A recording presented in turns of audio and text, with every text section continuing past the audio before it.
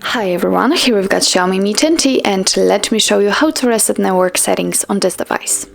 So first of all we have to find and open the settings, and now let's scroll and find connection and sharing. Let's tap on it.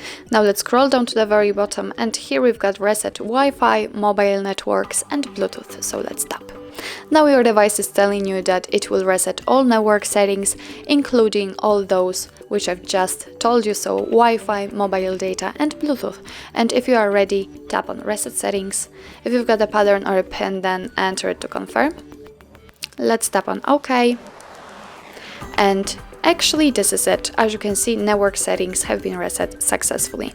So that's all. This is how to reset network settings in your Xiaomi Mi 10T. Thank you so much for watching. I hope that this video was helpful, and if it was, please hit the subscribe button and leave the thumbs up.